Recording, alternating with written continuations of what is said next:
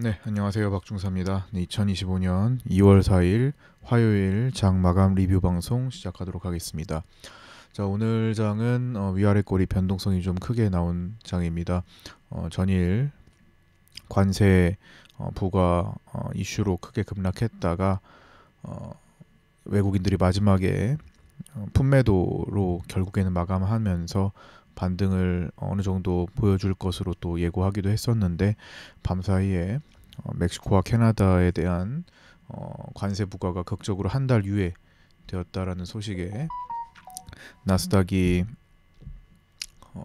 급등하고 야간 선물도 급반등했죠. 그래서 선물은 1.7% 큰 갭 상승 출발 후에 위로 2.78%까지 갔고 아래로 0.93%까지 갔다가 1.36%로 위아래 꼴이 달린 음봉 마감을 했습니다. 위에 갭을 거의 커버했고 아래로 전일 시가격까지 커버하는 그런 모습이었죠. 트럼프는 벼랑 끝으로 상대를 몰고 가서 상대방이 어쩔 수 없이 원하는 선택을 하게 만들어주며 타협하는 협상 기술이 있습니다. 미국이 원하는 선택. 대만은 그 차례가 오기 전에 미리 4조 원의 미국 무기를 사겠다고 언급하기도 했었죠. 우리 차례는 4월 이후 6월 사이가 될 것으로 추정되고 있습니다. 자, 삼성전자 자사주 매입 신청은 본주 60만 주, 우선주 8만 주로 2시 50분경에 매입을 완료했고요. AI 인슈어테크 1호 기업인 아이즈넷이 오늘 신규 상장했고 공모가 7,000원으로 상장해서 37.79% 하락 마감했습니다. AI 소프트웨어 기업인 PIE가 공모가 5,000원으로 신규 상장했고 마이너스 12.7%로 마감했습니다. 오늘 미국 졸트 보고서 공개했고요. 필립 제퍼슨 연준 부의장 연설, 라파엘 보스틱 애틀란타 연은 총재 연설, 메리 데일리 샌프란시스코 연은 총재 연설도 예정되어 있습니다. 그리고 장 마치면 알파벳, AMD, 암젠, 머크, 화이자 등 기업들의 실적 발표도 예정되어 있고요. 내일 아침에 이것 또한 변수로 작용할 수 있습니다. 내일 갭 상승 출발이냐 하락 출발이냐가 상당히 중요하고 갭 상승 출발하는 경우 오늘 위에 갭을 커버했잖아요. 자, 요 자리죠.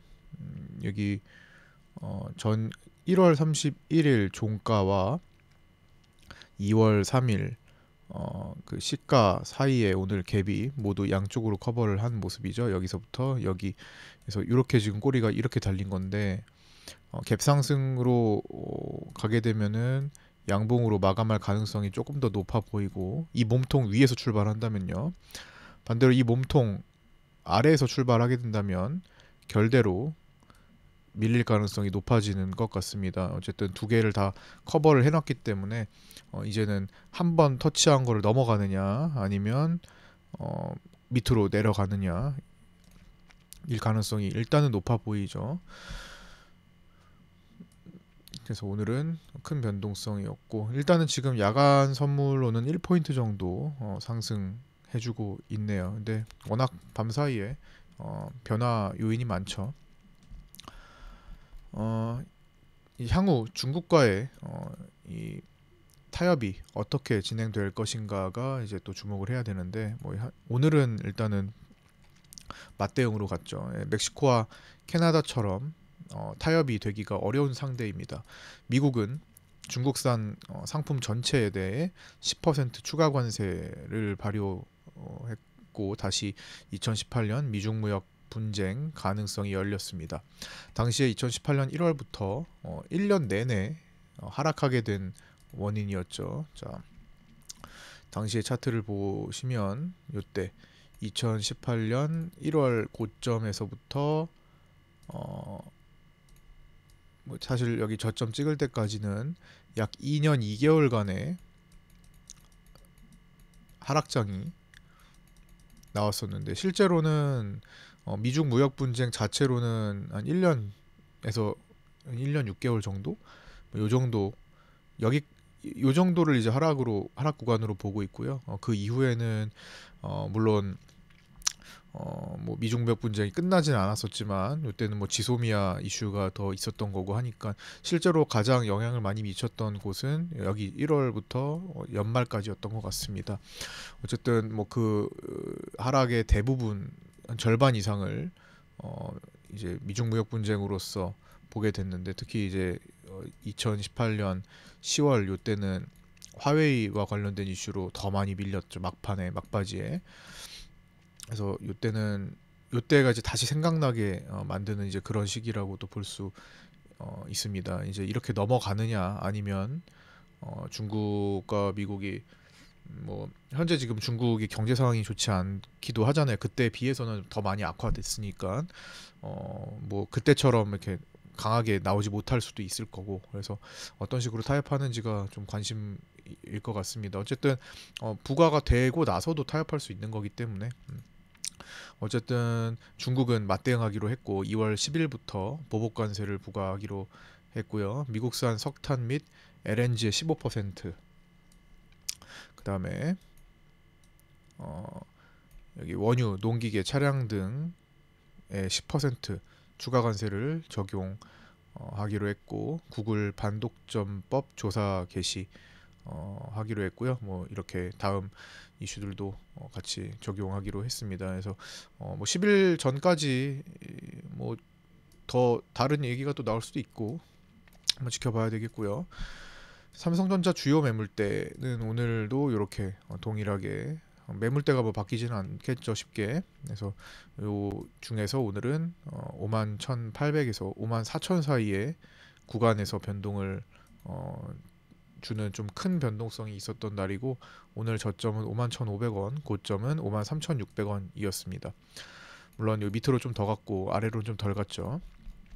자, 오늘의 주요 에너지원이었습니다. 첫 번째로 제시해드렸던 것은 월물, 외국인 월물 풋옵션 매도였는데 그리고 이제 외국인 선물 환매수 이 두 개가 일단 첫 번째. 사실 풋옵션 매도도 그렇지만 외국인 선물 환매수가 처음엔 가장 결정적이었던 것 같습니다. 외국인들은 어차피 어쨌든 매도 포지션을 주로 가지고 있었던 시기였고 이 급반등에 대해서는 대응이 필요한 거죠. 원래 자신들이 만들어 놓은 선물 옵션 합성 포지션인 하방에 거슬러야 되는 어쨌든 대응을 해줘야 되는 그런 상황이기 때문에 환매수를 적극적으로 할 수밖에 없었습니다. 가만히 두면 손실이 커질 수밖에 없는 거였고 어쨌든 매도 포지션에 대해서 축소를 해야 했죠. 그래서 10시 25분 전까지 선물 환매수를 빠르게 늘렸죠. 그러면서 시장이 그때까지는 적극적으로 공격적으로 상승을 했던 겁니다. 시가에서 잠깐 눌리고 공격적으로 올라갔죠. 그 다음부터는 10시 25분부터 이렇게 정체됩니다. 그래서 뚜렷하게 그 방향대로 나타나죠. 주요 에너지원을 파악하는 게 뭐냐면 이렇게 시장의 방향과 일치하는 모습, 그 에너지를 찾는다라는 겁니다. 어떤 방향이 수급 방향이 존재할 때 시장이 반대 방향이라면 주요 에너지원이 아니겠죠. 그건 역 에너지원이고 어쨌든 수급이 진행되는 방향과 일치할 때 우리는 주요 에너지원이라고 표현할 수 있습니다. 그 다음에 프로그램 비차익도 마찬가지였죠. 삼성전자 중심으로 오늘 들어왔고 여기 초반에 10시 25분경까지 프로그램 땡기는 모습이 같이 시장 상승을 만들었고 그다음에 이제 그 이후로 이제 밀렸죠. 그래서 10시 25분 이후로 또 매수 축소, 즉 환매도 되면서 조정 및 횡보 구간에 돌입했습니다. 그래서 두 가지 측면으로 오늘 10시 25분 전까지 상승, 그다음에 조정 이렇게 넘어갔고요. 그다음에 투시는 장중에 보통 1,000억 이상 매수를 하거나 매도를 하지 않는데 오늘 1,000억 이상의 매수를 장중에 꽤 오랜 기간 동안 보이기도 했죠. 보시면 검은색 보시면 이렇게 오랜 기간 동안 유지를 하다가 마지막에 던지고 종가 베팅하는 그런 모습입니다. 종가에 5,000억 정도까지 들어오면서 투신의 물량이 금융투자와 외국인들이 나란히 좀 매도로 종가로 접근하면서 이제 마쳤고요. 9시 33분에 체크한 내용인데 외국인은 오늘 이제 관세부가 유예 흐름에 맞춰가고 있는 겁니다. 멕시코와 캐나다의 관세 부과가 일정이 한 달 유예됐다라는 그런 시장에 대한 긍정적인 소식에 맞춰서 자신들의 포지션의 역방향으로, 즉 매도 포지션이 부담이니까 그 부분을 좀 그 상황을 좀 줄인 거죠. 그래서 매도 포지션 축소 상태가 진행이 됐고요. 종가에는 이제 투신이 요거는 여기 잘못 쓰여졌네요. 요거는 뒤에 나와야 되는 내용이니까 빼고요. 그 다음에 10시 25분 이후로 상방 에너지가 축소되기 시작했죠. 뭐 중국장이 오늘까지 휴장이지만 어쨌든 뭐 항생 개장 시간 이후였고, 상방 에너지가 축소됐고 외국인 환매수가 이제 이렇게 축소되는 시기, 그다음에 프로그램 비차익이 매수 축소되는 이제 스타트 끊었을 때 이제 체크를 한 겁니다. 그다음에 이제 2시에 변동성이 좀 생겼죠. 여기 갑자기 급락이 나왔죠. 이것도 중국 관세 추가 부과 소식이 들리면서 나스닥이 갑자기 출렁였고요. 이후에 프로그램 비차익 쏟아내고, 자, 여기 프로그램이 마지막에 쏟아내고 다시 끌어올렸습니다. 그래서 일시적으로 쌍바닥을 찍고 끌어올리는 모습으로 마감을 했습니다. 이때는 이제 프로그램이 좀 힘을 쓴 걸로 보입니다. 그때 이제 나스닥이 이렇게 던져졌죠. 자, 보시면 나스닥 선물이 순간적으로 이렇게 대량 물량을 쏟아내면서 흔들었던 거. 네, 그렇게 해서 2시까지의 변동이 이런 식으로 나왔습니다. 차트 체크 한번 해보도록 하겠습니다. 자, 차트 체크하면서 앞으로 어떤 위치에서 또 움직일 것인가, 뭐 이런 것들도 좀 점검해 볼게요. 자, 보시면 1차 저항이 오늘 제가 8시 41분에 정규 파생반 파생교육반에 늘 올려드리는 지지와 저항 주요 라인 매물대 분석과 옵션 가격을 체크해서 올려드리고 있는데, 1차 저항은 이제 330으로 오늘 제시를 해드렸습니다. 이제 분봉으로 먼저 체크를 할게요. 지금 제가 뭘 건드려가지고 차트의 라인이 좀 사라졌는데 다시 키도록 하겠습니다. 잠시만요. 그래서 1차 저항을 330으로 제시를 해드렸고 2차 저항은 332.6으로 제시를 해드렸어요. 그리고 1차 지지는 326.5로 제시를 해드렸고 2차 지지까지는 향하지 않았습니다. 1차 저항 자리는 자, 보시다시피 오늘 자, 요 자리 정도네. 여기서 돌파가 그냥 쉽게 나왔어요. 사실 첫 번째 자리는 힘에 여기서는 이제 외국인들 환매수가 워낙 강했기 때문에 그냥 쉽게 넘어갔고, 나중에 거기서 제동을 걸리면서 지지를 받으려고 노력했던 그런 자리였고요. 실제로 여기 시가가 좀 더 중요했던 것 같습니다. 그래서 요거를 오늘 기술적인 복기를 해보자면은 시가에다가 라인을 쫙 그어 보시면 이렇게 되겠죠. 그 다음에 330 라인이 여기서 이렇게 접혀서 움직였던 요 공간이고, 그 다음에 332.6이 여기 좀 덜 간 거, 오늘 고가가 332.2까지 가다가 말았습니다. 그러니까 최종 저항점에 근접하다가 꺾인 거죠.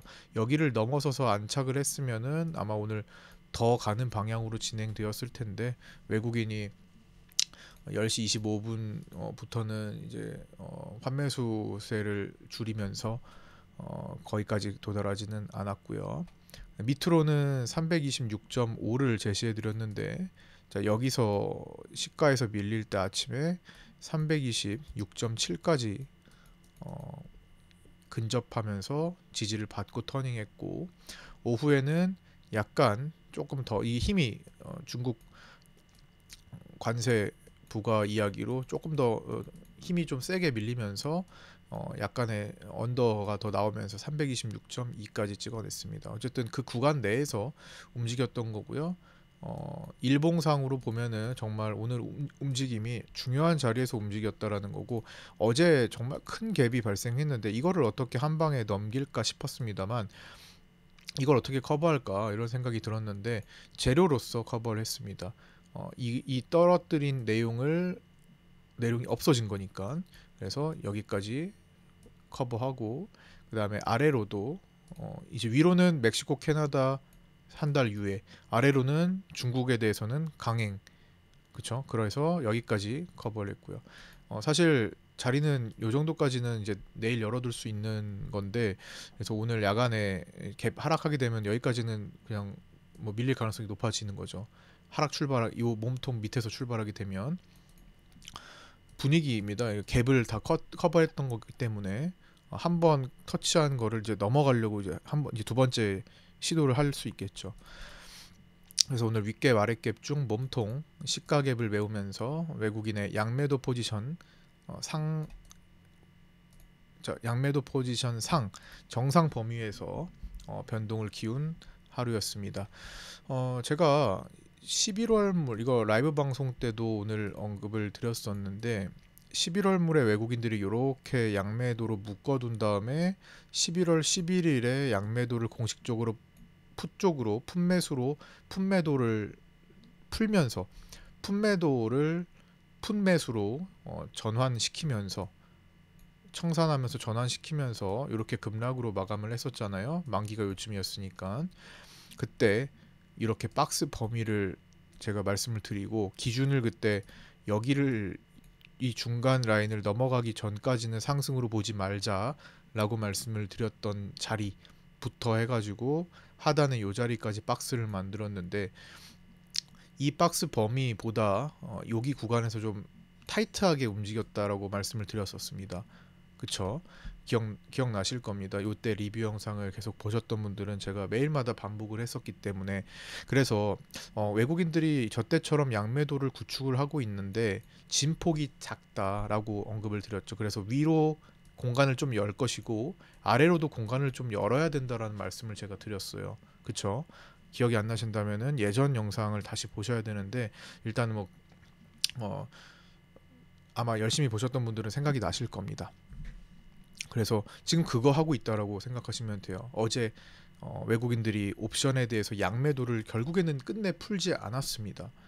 양매도를 만약에 풀었다면은 오늘 이런 식으로 움직이지는 않았겠죠. 웬만하면 나오더라도 굉장히 긴박하게 외국인들이 옵션에 대해서 뭐 빠르게 청산을 하거나 베팅을 했겠죠. 근데 오늘 그 정도는 아니었고 외국인이 어제는 장중에 이렇게 양매도에서 거의 풀 듯 말 듯까지 움직이다가 결국에는 풀지 않고 종가에 이렇게 양매도를 유지를 하면서 끝났습니다.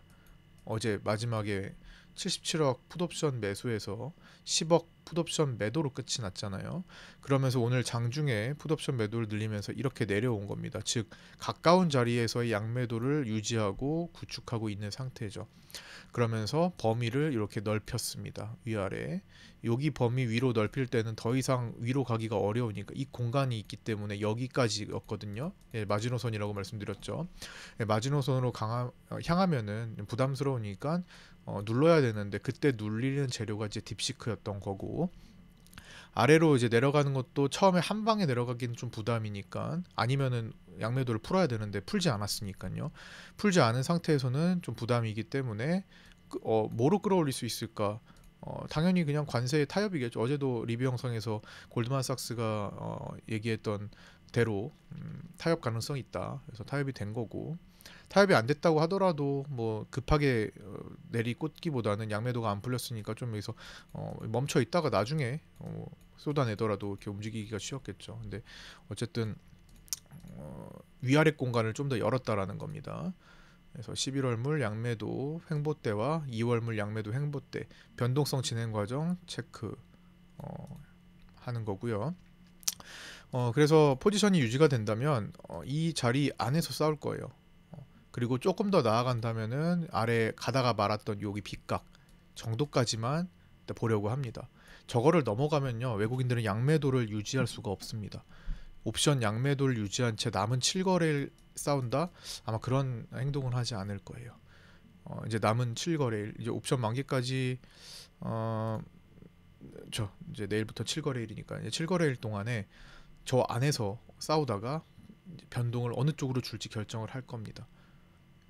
그래서 양매도가 풀리는 것 같은데 어느 쪽으로 풀리는지를 빨리 파악해서 그거를 흐름을 탄다면은 지난번에 이거를 드시면서 8억 원의 수익을 내신 분도 네이버 카페 구독자 매매 일지로 올려주신 적이 있죠. 그래서 그런 식으로 또 이용을 해서 수익을 낼 수도 있는 겁니다. 지금은 양매도 구간을 이제 잡아 드린 거고요.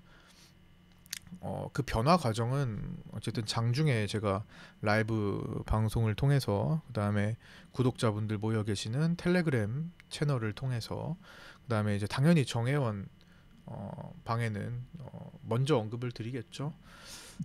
가장 우선적으로 언급을 드리겠고, 그 다음에 뭐 네이버 카페도 같이 들어오셔서 함께 공부하신다면은 잘 풀어나가실 수 있을 거라고 생각합니다.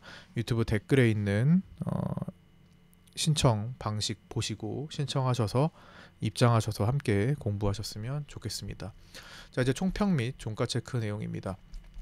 첫 번째, 금요일과 월요일에 매도 포지션을 확대시킨 외국인은 밤사이 멕시코와 캐나다의 관세 유예 소식에 나스닥과 야간 선물이 급등하자 서둘러서 일부 환매수로 포지션을 축소했습니다. 골드만삭스는 미국 관세는 일시적일 것으로 보면서 2월 4일 부과 직전에 타협 가능성이 있다고 언급했는데 실제로 부과 직전에 타협을 한 거죠. 사실 완전한 타협이라고 보기보다는 그냥 유예니까요. 또 한 달 금방이에요. 2, 3주 정도 지나면 여기에 대해서 시장은 또 압박을 느낄 가능성이 또 있는 겁니다. 그러나 10시 25분부터는 더 이상 환매수를 진행하지 않고 원래 포지션인 콜 매도, 즉 상승 제한 포지션을 고려하면서 환매수 축소 구간에 들어갔습니다. 콜 매도가 워낙 많았기 때문에 오늘 아무리 콜옵션 매수를 하더라도 저거를 덮어낼 수는 없으니까 저 정도로는. 그래서 위에서는 어쨌든 막아내는 힘이 작동을 해야 돼요. 그래서 어느 정도 올라가니까 힘이 빠지는 거고.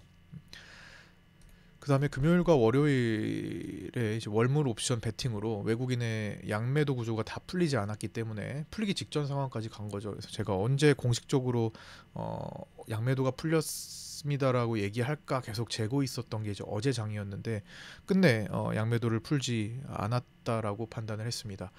그러더니 오늘 이렇게 다시 구축을 한 거죠. 외국인은 어제 막판에 품매도 10억으로 끝나면서 가까운 구간에서는 결국 양매도세를 유지하고 있습니다. 그러니까 외국인들은 이 가까운 구간에서는 양매도, 즉 이 박스를 유지하는 것은 지금 포지션상 설정이 되어 있으나 외가에는 이제 풋 쪽으로 많이 깔아뒀어요. 콜보다는. 무슨 말이냐? 깬다면 요 양매도 구간의 박스 라인을 깬다면 하방으로 깰 확률이 훨씬 높다라는 겁니다. 80% 이상이라고 할까요? 20%? 이거는 정말 큰 변수가 필요한 거고 에너지가 필요한 겁니다. 역으로 거슬러야 되기 때문에 힘이 많이 들어가요. 에너지가 많이 필요하죠. 그래서 조금 더 손쉽게 갈 수 있는 것은 외국인들은 하방으로 진행을 시키면서 수익을 추구하는 것이 자연스럽다. 선물 방향도 매도 쪽 방향이기도 하고, 그 다음에 금융투자의 양매수 방향과도 어쨌든 뭐 양쪽이지만 변동을 많이 줘야 되는 게 또 금융투자의 방향과도 일치하니까요. 그래서 외가는 외국인이 풋옵션 매수를 많이 깔아둔 편이고요. 개인들이 대부분 그 외가 풋옵션을 많이 매도했습니다.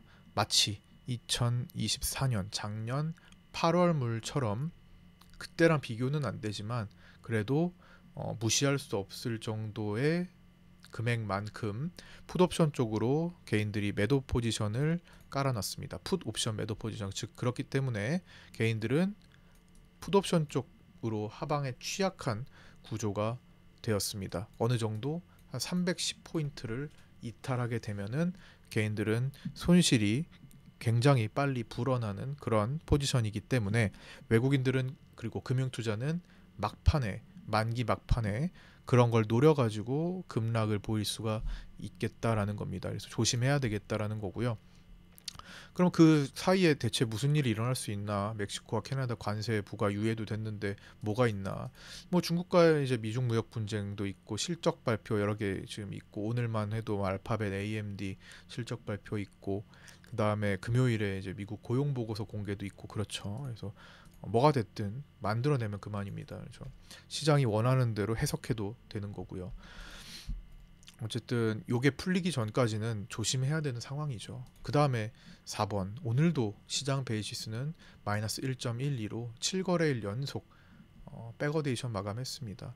뭐 2월에도 이제 배당을 하는 기업들이 있기 때문에 이번에는 그거를 고려해서 베이시스가 정해져 있는데 그거를 이제 반영한 이론 베이시스가 지금 플러스 0.09 그걸 고려하더라도 계속 베이시스가 지금 꺾여 있는 겁니다. 그래서 백어데이션이 이렇게 지속되는 것을 계속 주의 깊게 보셔야 될 것 같고요.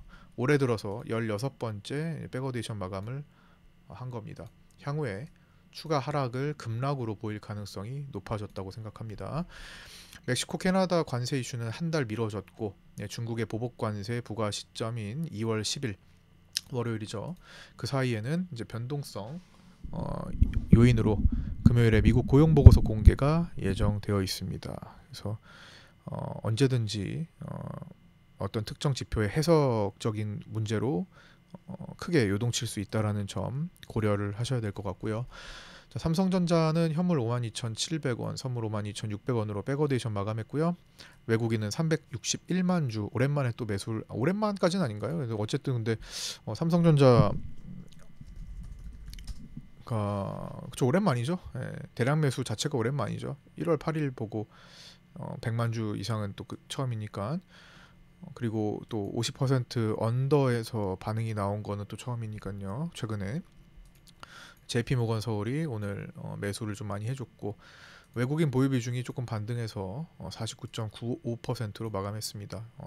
49%대 진입하니까 외국인들은 이제 더 많이 매도하기보다는 조금씩 사주기도 하고 이제 그럴 거죠. 그래서 그러면서 하이닉스를 이제 모아왔던 현물을 좀 던질 가능성이 높겠다라고 제가 이틀 전 리뷰 영상에서 일요일에 올려드렸던 리뷰 영상에서 제시해드린 바가 있습니다. 하이닉스는 삼성전자는 이렇게 외국인들이 지금 보유 비중을 이만큼이나 줄여 놨던 거고 연속적으로 사실 뭐 더 해봐야 48%대거든요.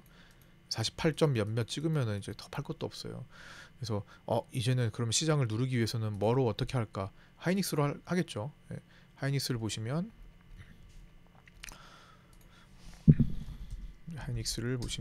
이렇게 삼성전자를 열심히 파는 동안에 뭐 초반에는 이제 여름에는 팔았지만 다시 사들였죠. 이 사들인 거를 이렇게 줄이면서 하이닉스 또한 50%를 위협하는 수준까지 외국인들이 보유 비중을 축소할 수 있습니다. 그나마 삼성전자보다는 뭐 덜 하겠지만요. 그래도 여기가 이제 50% 언더거든요. 그래서 뭐 52%에서 50% 정도까지는 충분히 외국인들이 작정을 하고 낮출 수 있습니다.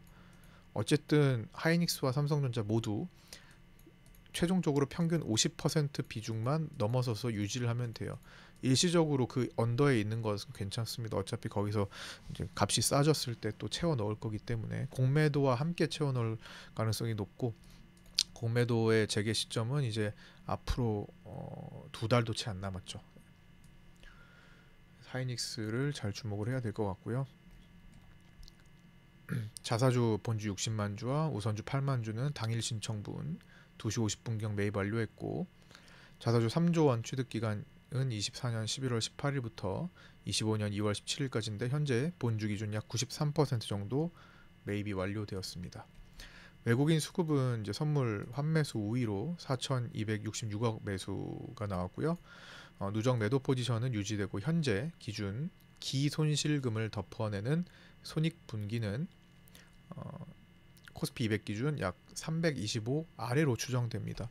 외국인들은 코스피 200이 325 아래로 내려가야 다시 현재 포지션에서 선물에서 수익 구간을 만들 수 있습니다.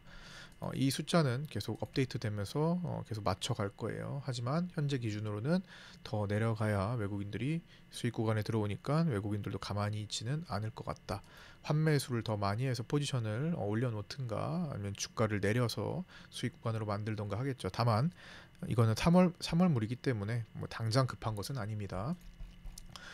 투신 선물, 종가의 투신이 선물을 5천억가량 신규 매수 베팅했고 금융투자가 종가로 매도 금액을 날리고 외국인은 매수 금액을 줄이면서 마감했습니다. 투신은 3천억, 5천억, 7천억 종가에 베팅했을 때 유의미하게 보는데요.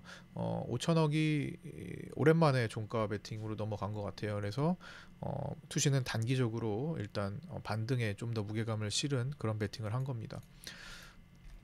프로그램 비차익은 1345억 매수로 마감을 했고요. 장중에 변동이 많았습니다. 보시다시피 오르락내리락 많이 했었죠. 작년 고점을 찍고 터닝했던 24년 7월 12일부터 매도 누적이 13조 7226억 원에 지금 쌓여 있습니다. 환율은 달러 선물 외국인은 이제 달러 선물에 외국인은 592억 매수로 1460.6원으로 0.3% 하락하여 정규장을 마감했고요. 현재 8시 55분이 지나는 요 시간에 한 5원 정도 더 밀려서 1455원대에 거래되고 있습니다. 그러나 1440원 위에 있는 동안에는 그리고 더 나아가서는 1410원 위에서 움직이는 구간에는 중장기 상승 추세가 여전히 유지되고 있다고 보고요. 현재 전고점을 테스트, 전고점 매물 테스트를 하는 구간에 놓여 있다고 봅니다. 여전히 노무라 증권이 우려했던, 경고했던 1,500원 선에 대한 압박은 올해 내내 이어질 가능성이 높아 보입니다. 변동성 지수는 5.3% 하락한 20.91로 양봉 반등 마감했습니다. 자, 오늘 제자리로 어느 정도 회복되면서 변동성 지수가 장중에 내려오다가 다시 터닝을 했는데 전체적으로 놓고 보면은 여전히 위협적이죠. 오늘 양봉 마감한 게 밑으로 또 지지 라인을 다 깔고 있는 상태고 확보가 돼 있는 거죠. 그래서 언제든지 25포인트에서 30포인트 정도, 제가 이전에는 15에서 30% 정도 올라오면서 급락이 한번 나올 거다라고 말씀을 드렸고, 그게 어제 17%대 급등하면서 급락이 한번 나왔죠. 그 다음에 이제 관리가 되면서 이제는 25에서 30포인트로 향하면서 급락장이 출현할 수 있다라는 점을 고려하면서 앞으로 2월물과 3월물, 더 나아가서는 뭐 4월물까지 신경 쓰면서 봐줘야 될 것 같습니다. 4월물까지 갈 것 같지는 않고요. 뭐 2월물에서 외국인들이 마지막에 양매도를 풀고 풋옵션 쪽으로 진행을 하든 3월물에 다시 세팅을 해가지고 가든 그 정도 안에서 결정을 할 가능성이 높아 보입니다. 자, 오늘 여기까지 마치고요. 끝까지 시청해 주신 분들 감사드립니다. 구독과 좋아요, 알림 설정도 부탁드리고요. 저는 내일 아침 8시 20분에 유튜브 라이브 실시간 방송에서 찾아뵙도록 하겠습니다. 감사합니다.